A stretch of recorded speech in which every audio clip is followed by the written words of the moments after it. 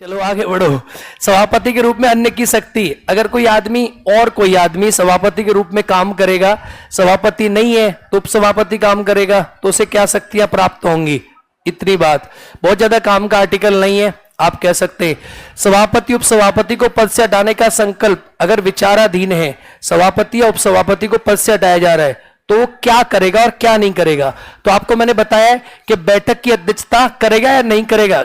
नहीं करेगा, यानी जो सदन है उसकी अध्यक्षता नहीं करेगा, सदन को चेयर नहीं करेगा, और पर वो सदन की कार्यवाही में भाग लेगा, पर वो सदन को चेयर नहीं करेगा, उसकी अध्यक्षता नहीं करेगा। सिंपल पता है आपको, बहुत अच्छी बात है। आर्टिकल 93 लोकसभा अध्यक्ष उपाध्यक्ष के बारे में मोस्ट इंपॉर्टेंट आर्टिकल है, बस आपको याद करना है सभापति किसमें, उपसभापति किसमें और अध्यक्ष उपाध्यक्ष किसमें है। अरे हाँ या ना, बोलो भाई, हाँ या ना। अनुच्छेद 94 लोकसभा के अध्यक्ष उपाध्यक्ष, बता दिया आपको। लोकसभा अपने अध्यक्ष उपाध्यक्ष का चुनाव लोकसभा में से करती है, अरे हाँ या ना। लोकसभा अपने अध्यक्ष का चुनाव खुद करती है। वर्तमान में लोकसभा के अध्यक्ष कौन है? श्री ओम बिरला। लोकसभा अध्यक्ष उपाध्यक्ष पद रिक्त पद त्याग से हटाना, अगर लोकसभा उपाध्यक्ष पद को कैसे हटाया जाता है, तो लोकसभा अध्यक्ष को पद से हटाने के लिए आपको पता है इसका प्रस्ताव लोकसभा लेकर आती है और लोकसभा ही हटाती है। एक बात याद रखना, लोकसभा का अध्यक्ष को कौन हटाती है? लोकसभा के अध्यक्ष को कौन चुनती है? लोकसभा। राज्यसभा, अब सुनो, लोकसभा के उपाध्यक्ष को कौन चुनती है?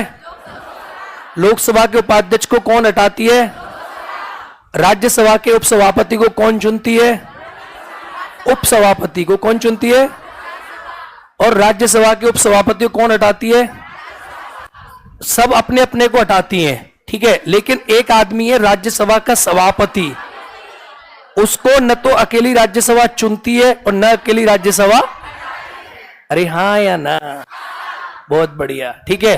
तो इसका पद कैसे, अगर ये हटाया जाएगा तो पद से हटाने के लिए लोकसभा में लाया जाएगा, और लोकसभा की कौन सी मेजोरिटी चाहिए? Effective majority. कौन सी चाहिए? प्रभावी। कैसा चाहिए? प्रभावी बहुमत चाहिए, इफेक्टिव मेजोरिटी चाहिए। तो लोकसभा अपने अध्यक्ष को हटाएगी और लोकसभा अपने उपाध्यक्ष को हटाएगी। पद से हटाना, अगर ये त्याग पत्र देंगे तो आपको पता है अध्यक्ष उपाध्यक्ष को, उपाध्यक्ष अध्यक्ष को। बहुत बढ़िया। अगर अध्यक्ष पद पे कर्तव्य की शक्ति, अगर अध्यक्ष के पद पे कोई और काम कर रहा है तो वो कैसे उसको शक्तियां मिलेंगी? उपाध्यक्ष काम करेगा, बहुत काम का नहीं है, राज्यसभा की तरह ही है। अध्यक्ष और उपाध्यक्ष को पद से हटाने का प्रस्ताव अगर चल रहा है 96 कहता है, तो अध्यक्ष क्या कर सकता है? तो आपको पता है अध्यक्ष सदन की अध्यक्षता नहीं कर सकता, बाकी सदन की कार्यवाही में भाग ले सकता है, वो बस अध्यक्षता नहीं कर सकता, यानी उसके पास पावर नहीं है कि वो सदन को प्रिजाइड करे। He can not preside the house, अध्यक्षता नहीं करेगा, बाकी वो सदन की कार्यवाही में भाग ले सकता है। और निर्णायक मत, आंखों को ऐसे कर लो, सो मत। निर्णायक मत का मतलब होता है निर्णायक मत नहीं दे सकता, निर्णायक मत नहीं दे सकता, ठीक है, बहुत बढ़िया, बहुत बढ़िया। आर्टिकल 97 ये बताता है कि सभापति उपसभापति का वेतन, आप जानते हैं कि सभापति का उपराष्ट्रपति को कोई वेतन नहीं मिलता, उसका वेतन किस तौर पे मिलता है? और उपसभापति को यह वेतन, ठीक है, आपको जानकारी है इस बात की। आर्टिकल 97 आपको पता है उपसभापति यानी उपराष्ट्रपति का वेतन वर्तमान में कितना है? कितना है? 4 लाख रुपए। अब अगर राष्ट्रपति का 5 लाख। संसद का सचिवालय, देखो दोनों संसदों का अपना अपना सचिवालय होता है, मैंने आपको पढ़ाया है। राज्यसभा का अपना सचिवालय और लोकसभा का अपना सचिवालय, इनके सचिव होते हैं दोनों के, लोकसभा सचिव और राज्यसभा सचिव। अरे हाँ या ना, ये बहुत इंपॉर्टेंट आर्टिकल आपके लिए अभी नहीं है। चलिए, अनुच्छेद 99 संसद के शपथों की सदस्यों की शपथ कौन दिलाता है? इसके बारे में दिया है। संसद के सदस्यों को शपथ दिलाता है प्रोटेम स्पीकर। कौन दिलाता है?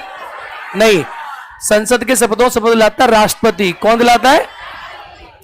प्रेसिडेंट दिलाता है, या प्रेसिडेंट द्वारा अपॉइंट कोई व्यक्ति। और प्रेसिडेंट अपॉइंट करते हैं किसको? Pro tem speaker. किसको करते हैं? और प्रोटेम स्पीकर जो है ये शपथ दिलाता है लोकसभा के सदस्यों को, लेकिन संविधान में जो लिखा है वो क्या लिखा है? राष्ट्रपति। क्या लिखा है? आर्टिकल 99 में संसद के सदस्यों की शपथ है। क्या है? शपथ है। आर्टिकल 100 में बताया गया गणपूर्ति, कोरम के सदन की कार्यवाही को चालू करने के लिए आपको निर्णायक मत और गणपूर्ति, तो गणपूर्ति कितनी है? 1/1 के सदन की कार्यवाही, लोकसभा को अगर बुलाना है तो 1/10 सदस्य आपको चाहिए, तब लोकसभा की कार्यवाही शुरू होगी, अदरवाइज नहीं शुरू होगी। इसे कहते हैं कोरम। क्या कहते हैं? गणपूर्ति का आर्टिकल क्या है? 100। आर्टिकल क्या है? 100।